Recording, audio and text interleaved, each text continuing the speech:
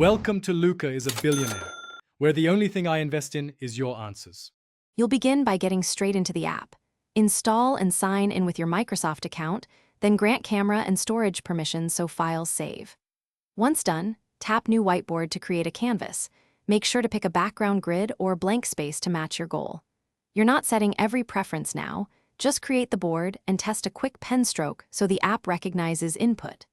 That first stroke confirms readiness and saves you time before adding content. Now focus on building your content. Choose the pen or highlighter and set color and thickness to communicate emphasis. Add sticky notes for ideas, text boxes for titles, and import images from Photos or OneDrive to enrich the board. Once elements exist, use the lasso tool to select multiple items, group them, then move or resize as a unit.